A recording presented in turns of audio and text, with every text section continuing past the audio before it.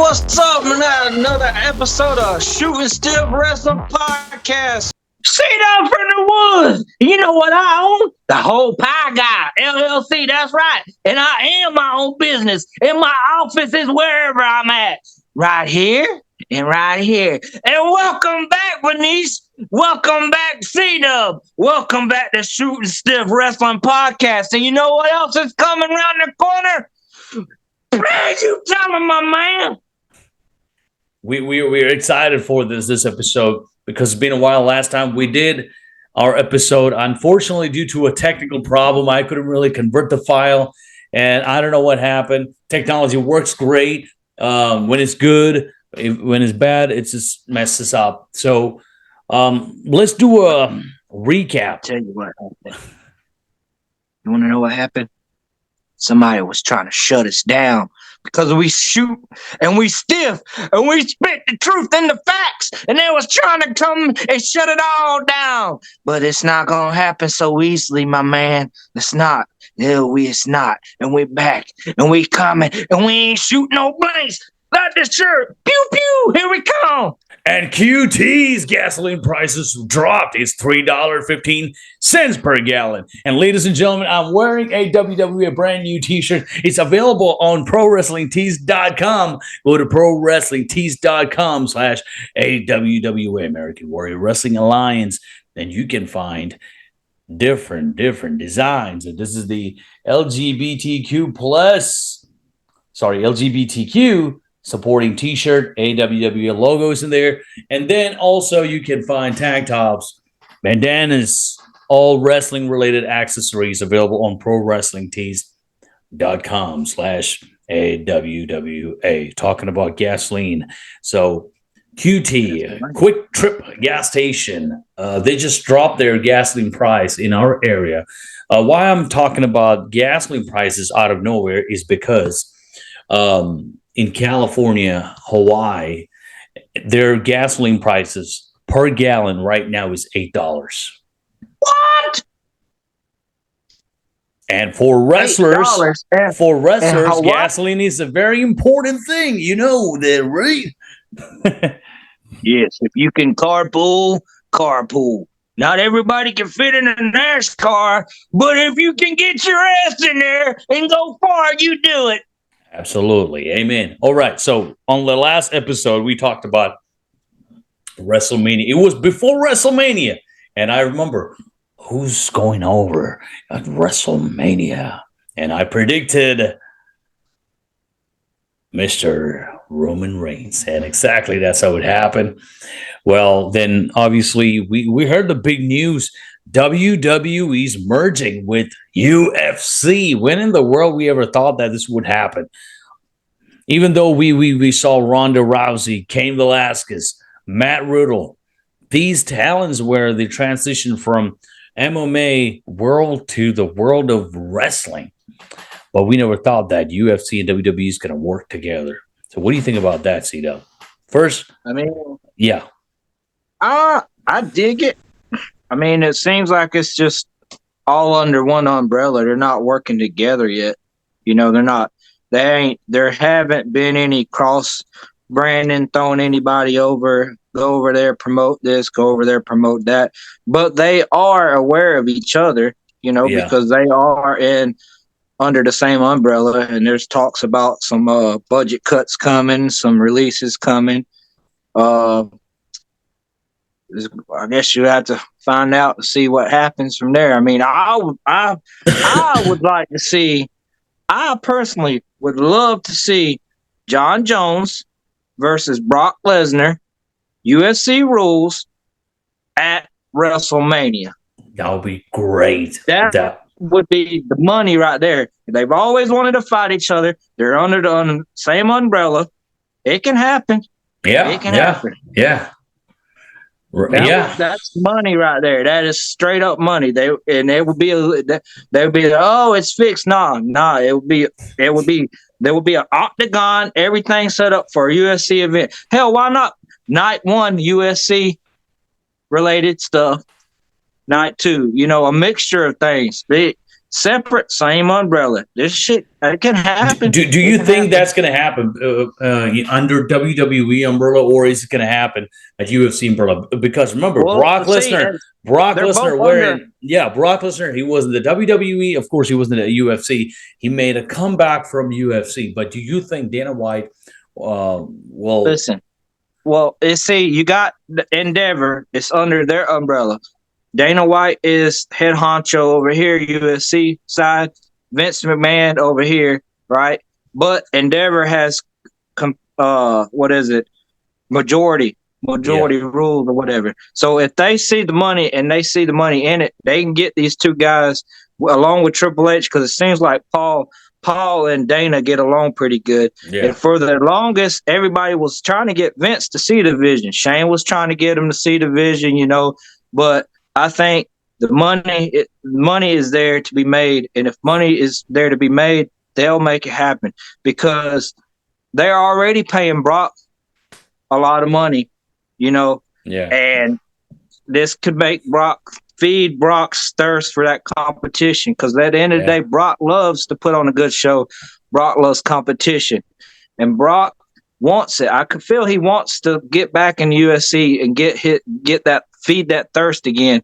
And John Jones, not too long ago, he's done beefing up the heavyweight division, and he said the super fight's there because old buddy DC Cormier, he's retired. I mean, if DC wanted to get back in shape and stuff and get in the ring, get in the octagon or whatever, he would.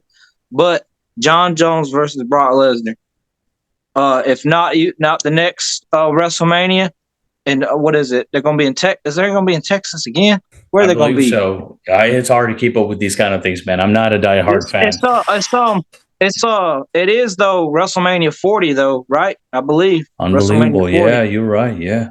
40. 40 out C-Dub. 40 out C-Dub is saying it one more again. Brock Lesnar, John Jones, WrestleMania 40 under the umbrella of Endeavor, UFC rules, and the octagon.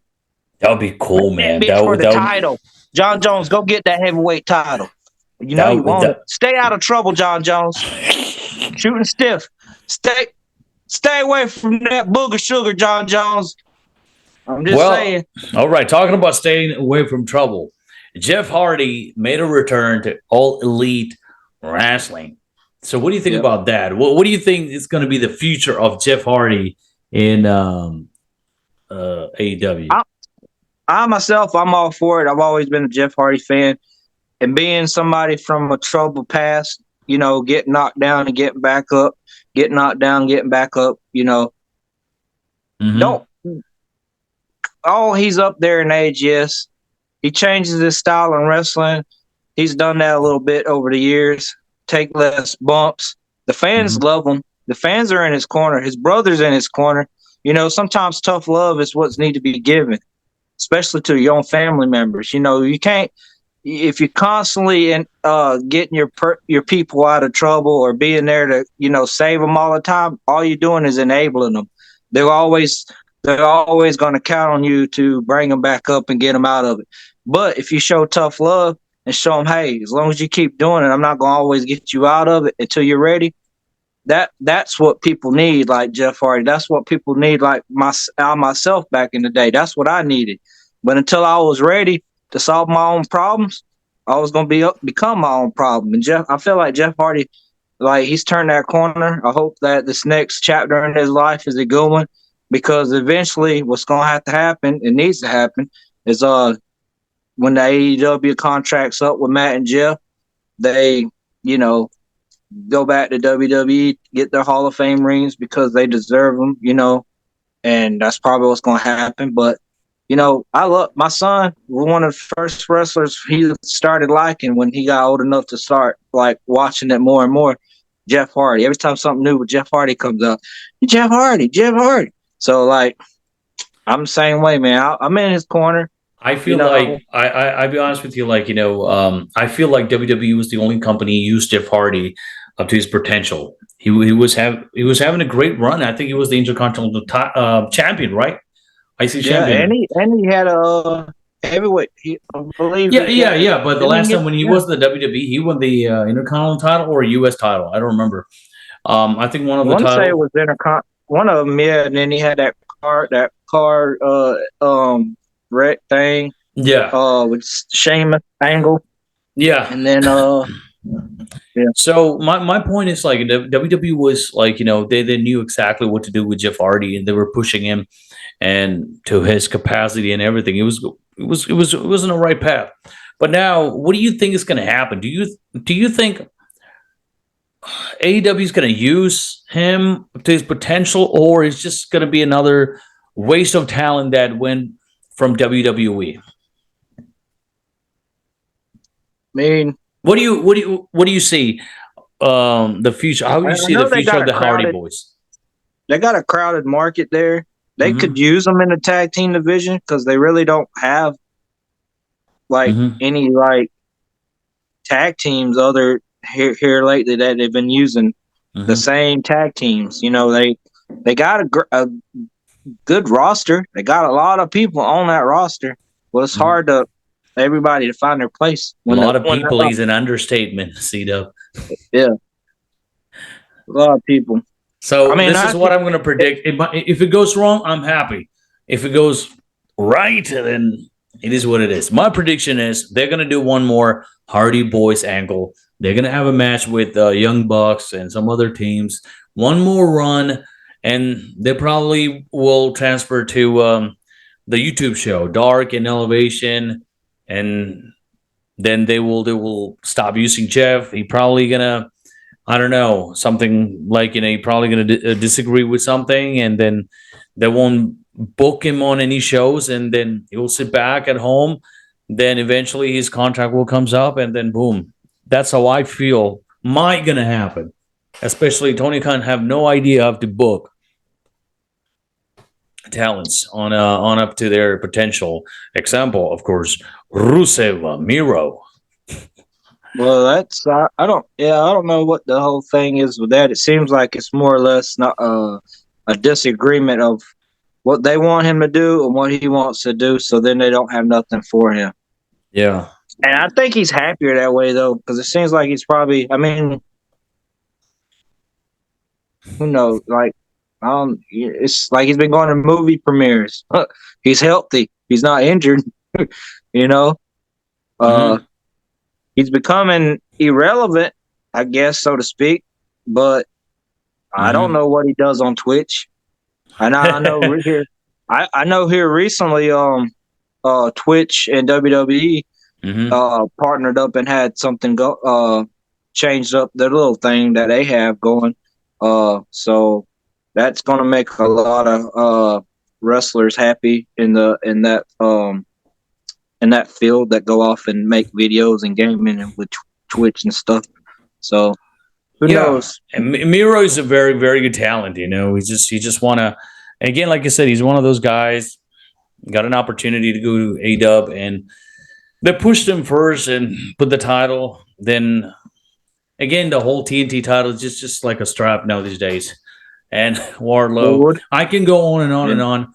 And again, I can say this about what's his name, Will Hobbs, the Will Power Hobbs, and they're pushing him right now. The biggest mistake is when you have a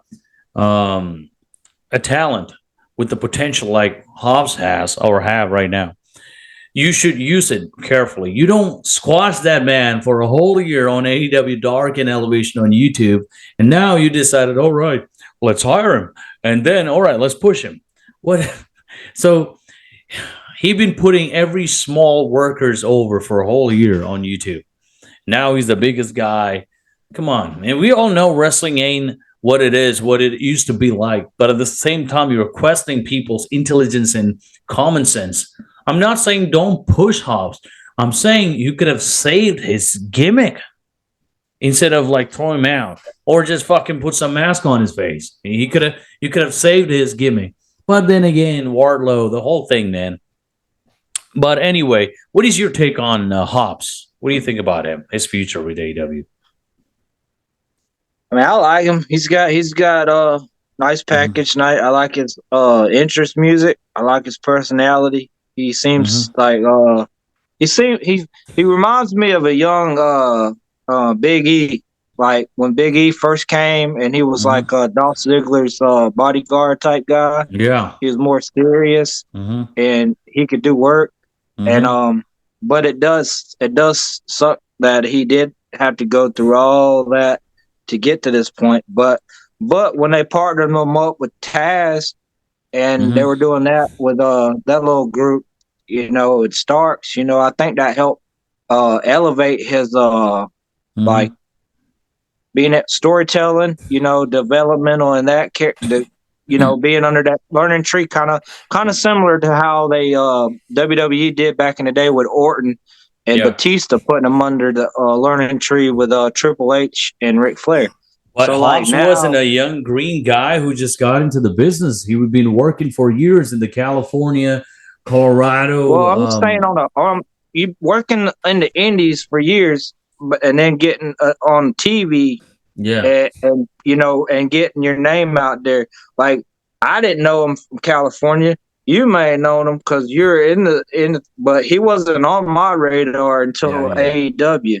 That's the thing. They put him. So now that he's there, he's kind of, for me, it was brand new for me, and just for seeing his progression, not knowing what he's was capable before they even brought him in there, and they were building. I guess in a way they would kind of want to like forget what they did in the Indies, homegrown talent. So they want to kind of stake claim to, like, well, this is what we did with them, and this is how we started them, and this is how we built them up. So he considered homegrown talent. Just like MJF, he was doing things way before he came, but here, and then Starks, he was doing things long before he came here, but he had a little bit of MLW. So did NWA. MJF. Yeah, they had. It's all who do you know, brother? Like now these days, that's how I feel about MJF. He's just one of those luckiest guys in the world. I feel like it. I mean, you have to have a talent, some sort of talent too. I'm not taking that away from him. He's been on TV since he was little, man. Since Rosie O'Donnell singing and shit. Yeah. And he was in MLW. He's trained by. It's funny though, because he was trained by Max Caster. And Pat Buck, Matt Cardona, and Brian Myers. These guys for Creative Pro Wrestling Academy in Long Island, New York. And at the same time, like I said, the guy have some sort of like basic talent. And of course, the moment he got a chance to be in AEW, he pretty much jumped into Tony's pockets and sleeping, eating, driving, riding, everything with him. What do you see on TV? It's what do you get? MJF, a person in the back. I got a chance to meet him. It's the same way. This is nothing different. But about him, like I said, like when you're close with the boss, you get more spots, you get more slots. And of course, you get some sort of like creative control freedom. And people, this is one of those things. A lot of people told me, oh, MJF is great in mic. Listen, this is what I would say. Go back and watch ECW from 1998 to 2000. You can see a lot of good, badass stuff in there. And MJF doing the same thing. You can say anything you want. Yeah, you can say anything you want. You get, and pay for it later. But like, MJF is just doing the same thing. He's just that's what I'm saying. There's no script, nothing. You just go out there and say whatever the fuck you want, and then you get reaction.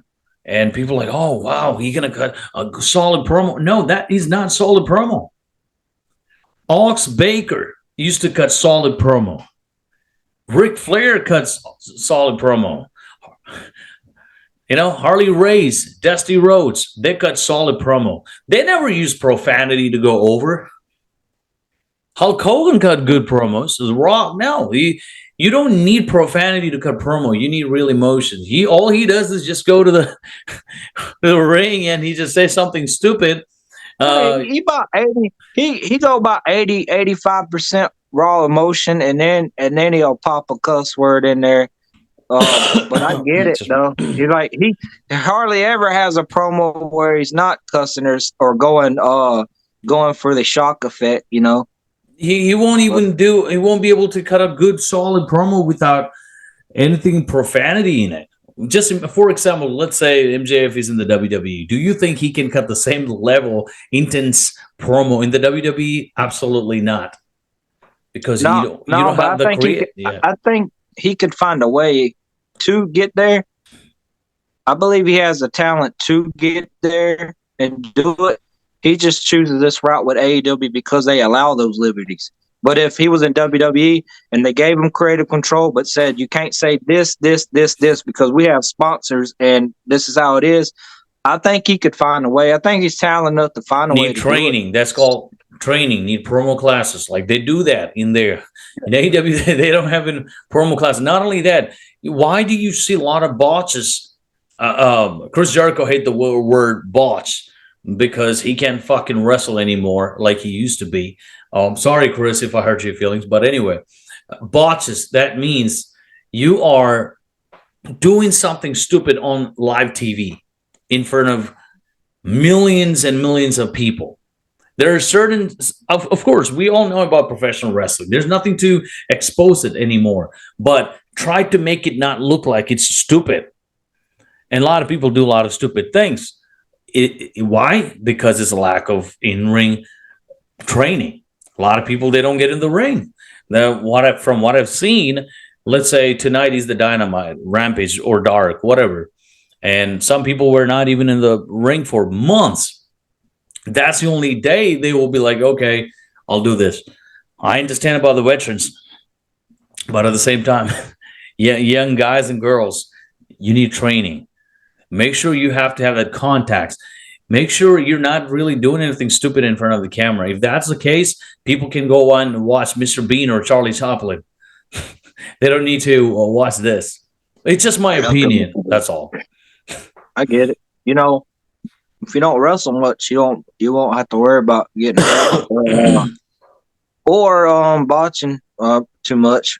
You know, I saw a comparison about how much since 2019 Roman Reigns has wrestled versus MJF, and MJF has wrestled less matches than Roman Reigns, and that's say, but he's relevant. He's the champion. He's smart. The tactics he's taken, what he's done, and how he's gotten there. Smart guy. Can't knock him for his hustle. You know, can't knock him for betting on himself, so to speak, or was that all a work? I don't know. Behind the scenes, how they said what is it? The 2024 thing. Apparently, he's going to be a free agent. The war for MJF's talents. But hey, if that's true and they letting them get away with it and say it, that's all power to him. If it's a work, which I think it probably is, and he's probably locked down for a 5-year deal. Well, talking about work, let's talk about your boy, your homie, your amigo, your raza, Phil Brooks. Oh wait, I got something for you. Uh-oh. What's happening here? Well, I just said the name Phil Brooks and then he just disappeared. Yeah. Wait. Oh, how did I get? Oh, there you go. Open, yeah. Good old Phil right there. Went to buy this? It's for sale. Right price. Hey, I'm happy for you, man. If you like that, yeah.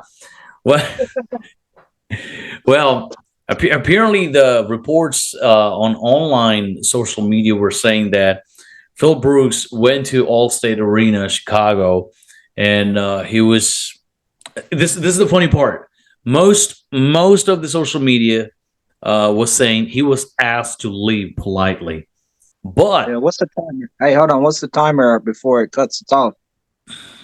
Oh no, it will let me know. I mean, obviously it will show, so we'll finish it then. All right. All over the social media, it was saying that people were saying he was asked to leave the premises.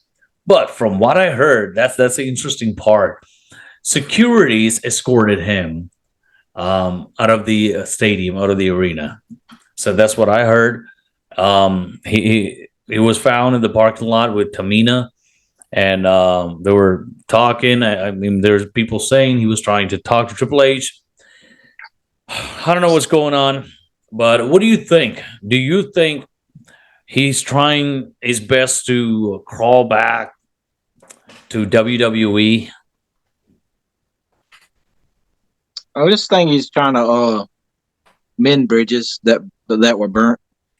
You mean going on Cole Cabana's podcast and saying all that stuff about you know WWE? Well, see, I mean, apparently him and Triple H talked in front of a bunch of people and shook hands.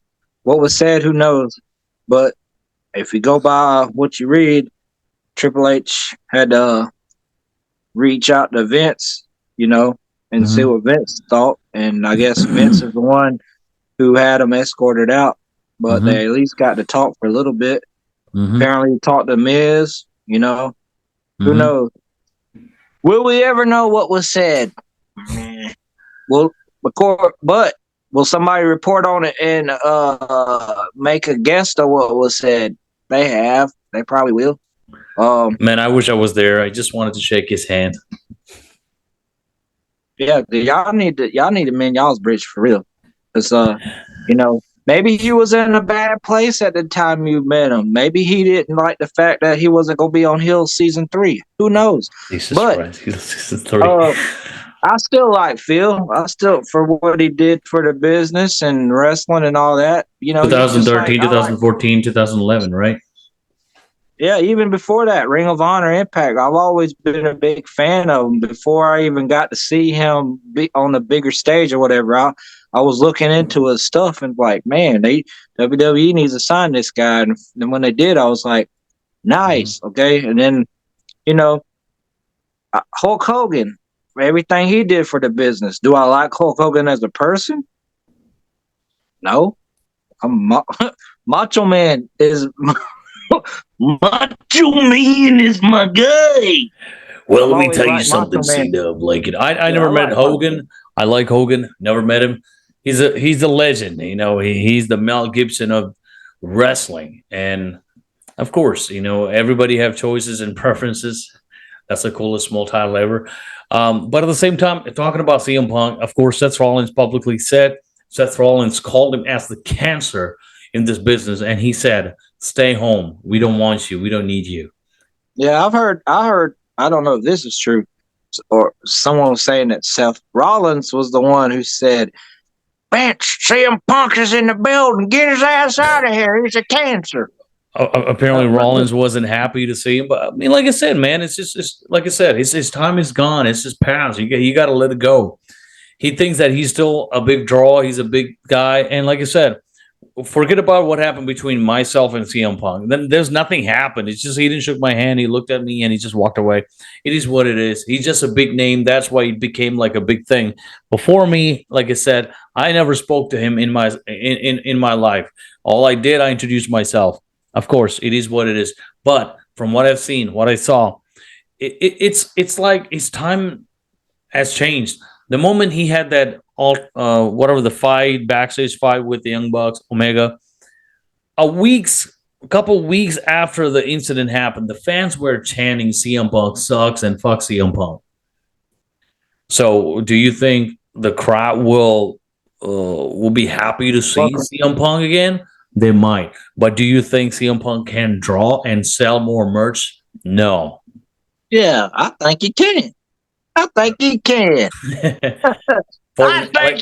both have different opinions on this one, but that's okay. We don't need to. I seen on Twitter a lot of people was like, "Don't talk about my Punk of CM like that."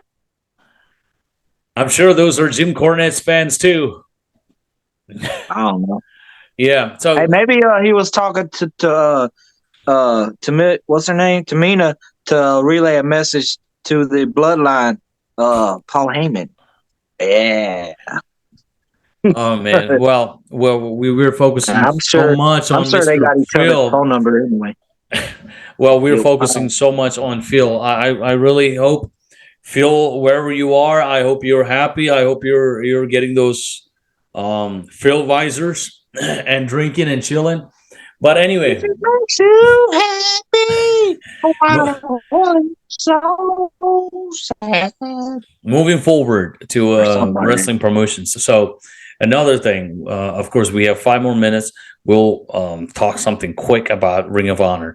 So a lot of fans online been saying that everybody who works at Ring of Honor, which is not the real Ring of Honor, owned by this kid Tony Khan. Of course, he just wanted to buy another toy, so he bought Ring of Honor. But technically, it's not a real Ring of Honor. But anyway, the fans were saying that everybody pretty much holding a title in Ring of Honor. Not your daddy's Ring of Honor. This is my Ring of Honor. So, what do you think about Ring of Honor? And also, what do you think about the talents having titles? So many titles. You know what? I'm gonna dial it back to when I was going to school and growing up and had choices. Options of what I could watch. WWE, WCW, ECW, and so forth. So, if you got nowadays, before here recently, all you had was WWE, and all your kids growing up nowadays, that's all they know. They're not showing appreciation for the indies, or where these people come from.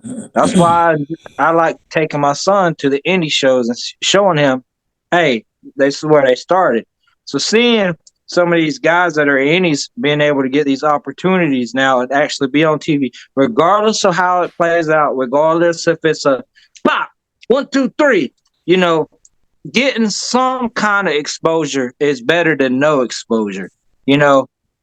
That's the way to look at it.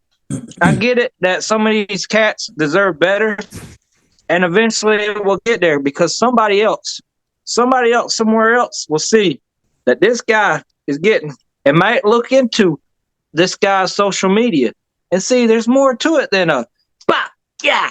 But if you're willing to get embarrassed on TV and get squashed like that and keep at it, that shows you have the willpower to keep going. And if you can get yourself a contract, then you go out there and get your damn self a contract. So not your daddy's Ring of Honor, okay? It's not your daddy's Ring of Honor. It's Tony's Ring of Honor. Tony's I'm Ring saying of right Honor. now, that eventually I see potential in it to being something. It doesn't have to be the same thing of what it was, because what it was it probably will never be it again, because wrestling in itself has changed so much over the years. But being another place for wrestlers, people to go that are trying to show their talents, I think it's a plus. The more the merrier to me. The more toys in the basket to play with, the better. But it's also more toys that you can break and have to be replaced. Man, there, C-Dub's rant over. Talking about independent professional wrestling, we have a big event coming up in Woodstock, Georgia on May 19th. AWWA, American Warrior Wrestling Alliance, presents Revenge. It'll be taking place. We have Stormy. I'm really bad with the name. Stormy Lee, I think that's her name. Stormy Renee, sorry, my bad. I apologize. I really apologize. Stormy Renee goes one-on-one against SOS from SCW, Phoenix, Arizona. That's one of the matches everybody look into it, because these two female athletes are entirely from different places. They've been a name for themselves, and they have a humongous, insane fan followers. So again, that's one of those matches that I'm looking forward to watch. Then we have two talents that coming from one person coming from Connecticut and one person coming from New Jersey. So they will be competing against each other. Malik Wante against Fly Noriega. They will be competing against each other. That's going to be another slam rocker in AWWA.